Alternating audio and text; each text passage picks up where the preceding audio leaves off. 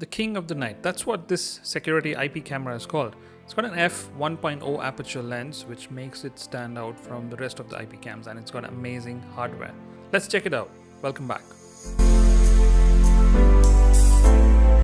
Welcome back to rTech. So this is the T6 Pro security camera. It is on the Kickstarter campaign for funding, and this is a very special camera. I'll tell you why in a moment. So this has got a f1.0 aperture, which is really good for a security camera and an IP camera especially. And it's got very powerful processor, and it's got some really cool AI capabilities. And this is called a T6 Pro. So it's not a paid review. I got this from Kawa, and they just wanted me to have an initial impression of what this can do. And this one has a very beautiful looking packaging, this beautiful blue and white combination box. So right on top of the box, you can see it mentions about their f1.0 lens, and I'll talk a little more about the lens in a bit. So lots to talk about this camera, so make sure you stay subscribed and hit the like button. So it's got an ultra large aperture lens, which is f1.0, which is, given context, some of your iPhones and the Pro cameras have f1.5, f1.4, and getting a 1.0 is really good.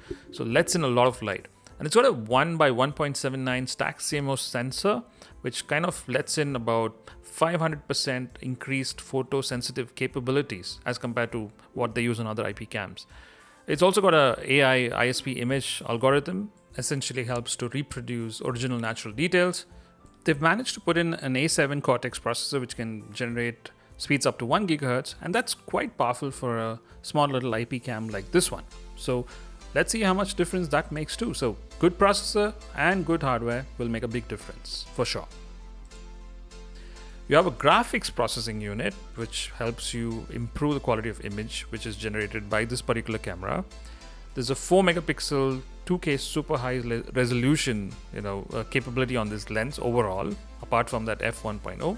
Now, if all that is not enough, you still have an NPU processor, which helps it reach up to 4 teraflops, and that's 4 trillion operations of deep neural network based on AI computing. Awesome, right? And it's also got some super dynamic, super algorithm, superposition, but I don't even want to say it, but this is an amazing, incredibly capable super camera. I don't even think it should be called an IP camera, but let's see how it performs. So let's go ahead and unbox this camera, right? So the box is beautiful. I just like the way this whole thing is put together. As mentioned before, it can be connected via Wi-Fi, or you can use an Ethernet cable. There's also a micro SD card option. Sound detection, great, which is different again. I've seen AI detection, but sound detection is something new. It's got DCPOE. I don't know what that means. It's got area intrusion detection, motion detection, cloud storage, sound and light alarm. So, which is great. Nothing mentioned on the sides. At the back, again, nothing much mentioned here. Let's see what's here. So this is compatible on Android as well as iOS. So they're given the scan code so you can get the app scanned here. So let's go ahead and open the box.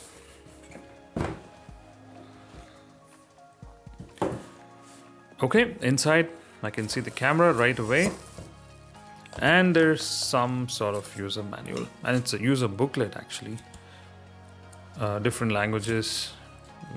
Yeah, there is English in the beginning, instruction manual as well. Okay, what else is inside the box? Some sort of glue and foam combination. Some sort of clamping set with some silicone bands here to help you secure it, I guess. An adapter. Okay, this looks pretty big. So this looks like it's got a pretty long cable. I'm guessing, looking at this bundle and other security cameras, I think this should be about 2 meters long, right? And the same standard cord which you get on most security cameras, so that should help you eliminate the need of buying new adapters. 1 amp, 12 volt DC, which is almost the same as every other security camera. So great stuff. They made it universal, so everybody can use this. In case you have similar IP cameras, this will work. You don't need to change the adapter. So there's also some mounting screws, and some fasteners. Other than that, nothing else in the box, right? Okay, so let's see. Well, this is the main highlight here. So this is the camera module, and it looks pretty nice. It's quite heavy, I mean, to be honest. And look at that finish. It's got 4 IR LEDs on the corner, a pretty big lens in the middle. Very rare to see security cameras have, you know, such big apertures on cameras, but this has got a sizably bigger aperture, f1.0, so it can pull in a lot of light. And some things mentioned here. So Kawa product security camera, made in China, of course. 12-volt DC, Kawa Electronics Company Limited. And look at the side profile. This is great. So I like the stickering. So it's got this nice little sticker over here. Super color night vision, it says, in case you can't read that. Dual antennas for your Wi-Fi signal. And there's a little bit of cable, just like your typical IP cameras which you get in the market. So Ethernet port, you can connect it directly to your internet using your LAN cable, and the DC input cord here. So once you fix this on your wall, you can easily have this bent in any angle you want. So this is for the ceiling mount, this is for the vertical horizontal wall mount if you want it to be that way. You can even tilt the antennas easily. Yep. So pretty good looking device. Yep. And let's see what's at the bottom. Okay, here, micro SD card. There's a reset button which is very easily accessible.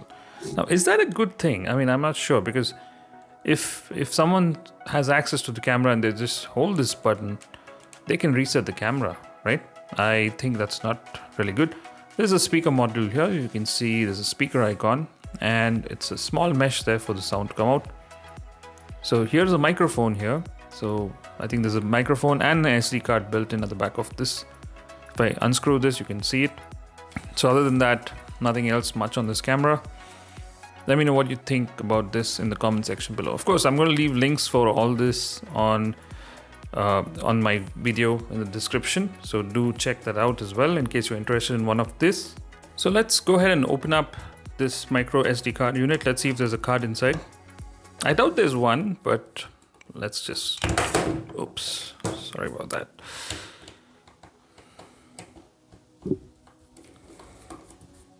So this is really easy for someone to actually get out the micro SD card in case it's easily accessible. So yeah, the reset button, again, very easily accessible. I don't know whether that's a good idea, but I mean, if you ask me, honestly, I think it would have been nice to just leave the reset button inside the module. But it looks like you can actually get rid of this button if you don't want it. So you can take it off if you think that someone's going to misuse it. But it's there either ways. Anyway, there's a micro SD card slot here, but there's no SD card inside. Speaker module also has a grill, so let's try and take that off. Let's see if that has anything inside there. Screws are pretty easy to get off.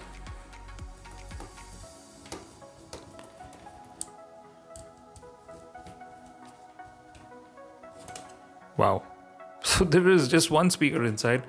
And I don't know why they've given a screw to actually have a look at that, but okay, there's a rubber washer here. So if I take that off, you can see small little speaker inside. Nice touch. So nothing else inside here. So let's go ahead and install the app and see how it looks. Go ahead and power this on, and you can see the small tiny LED inside which blinks as soon as you power it up. The app is called Kawa IoT app.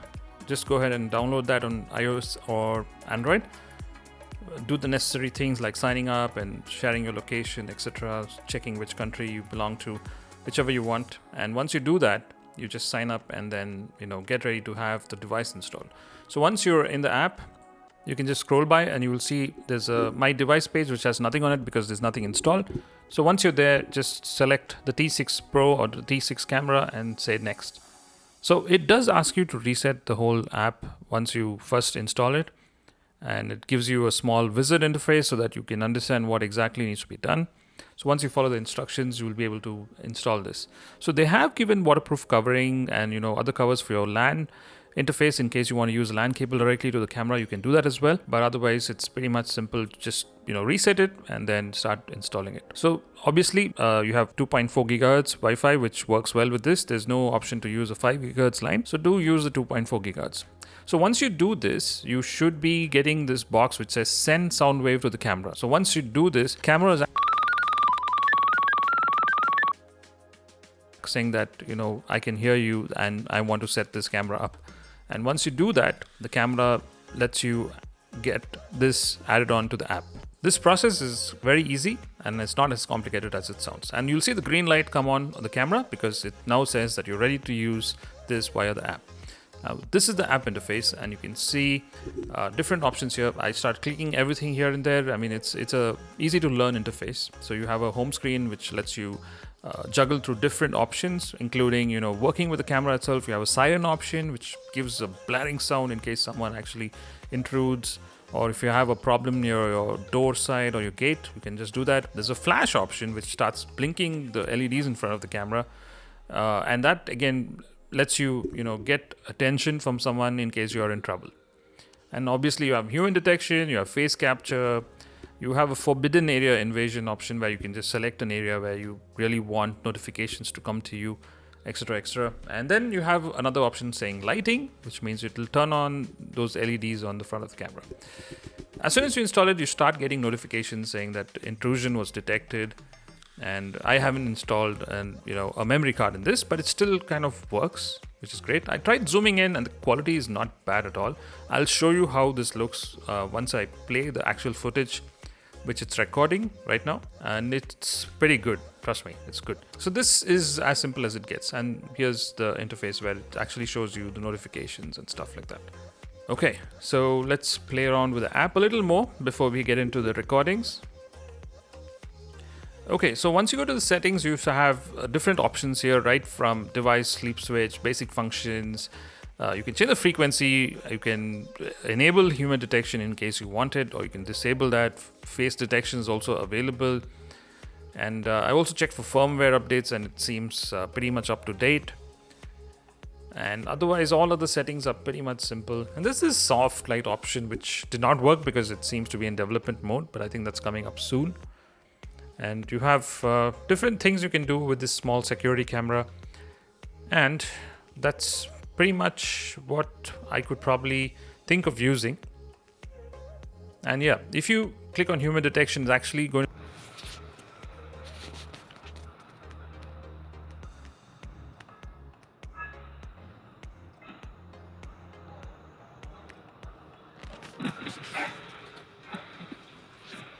footage looks. So let's come out of that. So you see the record button next to the call button, so you can actually call the camera, or you can actually click the record button directly, or the photo capture button in case you want to click a photograph. Let me show you how this compares with another camera. This is an IP cam called the 4S Dot. It's about 3-4 years old, and look at the quality difference. So it's the same space here and it's the same location. This camera is just kept next to the Kawa camera, and this is not rated for any megapixels. Now look at the camera quality on the Kawa.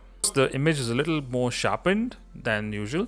It's probably because to give you a little more clarity in terms of brightening those shadows and giving you as much as possible in terms of lighting. But yeah, I can tell you that this is already looking promising. Also, don't forget the coverage this new Kawa lens is giving you. It's much wider as compared to what I'm seeing on the left. So the 4S Dot has got a considerably smaller field of vision as compared to the Kawa lens, which is covering a much bigger area. And look at the footage at about 7 p.m. It's just after sunset, and the sky above there on the edge of the video, right above next to the Kawa logo, is extremely blue. So I'm guessing that's how much light it's actually trying to regenerate and give you that clear, crisp image without using IR LEDs.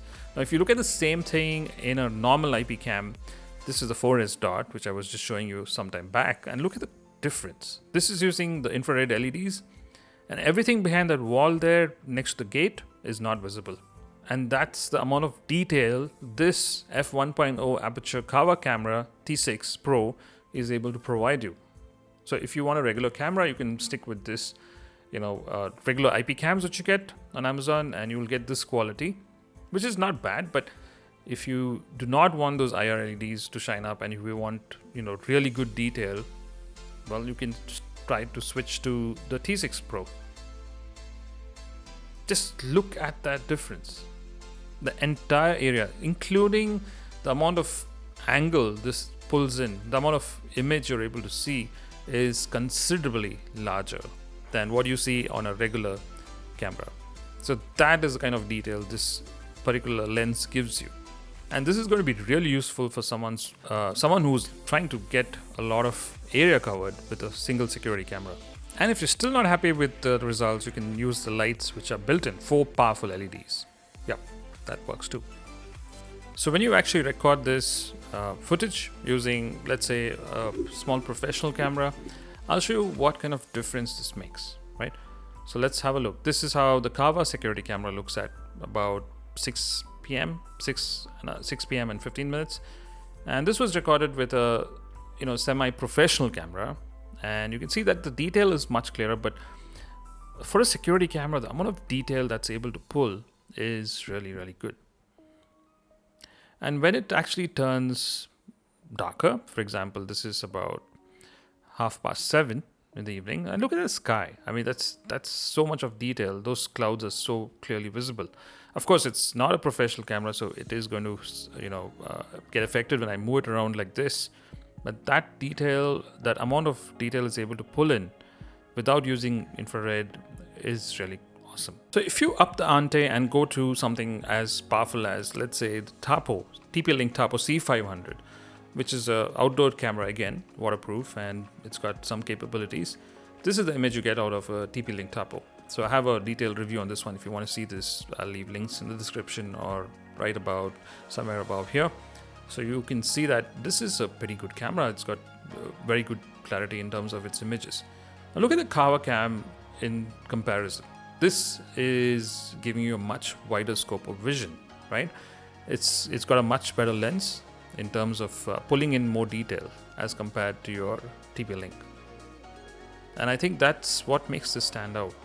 So in terms of coverage side by side, in dark lighting conditions, they're very similar. But the Kawa is able to generate brighter shadow. So you can see dark spots on the TP-Link image on the right, but Kawa is able to pick up some of those dark spots and add in the light and show you what's actually there. And amazing difference. So is it all good then for this camera? Well, not really. So I didn't like the way the AI images actually looked once they were captured in the app. They were really not clear. And I couldn't see anyone's face no matter how far I was from the subject. So slight improvement needed in that area for sure. So that's the review of the T6 Pro, and this is the Kickstarter page which they have right now currently. It is undergoing funding, so if you're interested, I'll leave links in the description below. Let me know what you guys think about this video. Do subscribe, hit the like button. Lots more videos coming up on my channel. Thank you so much for watching rTech. I shall see you on the next one. Bye-bye.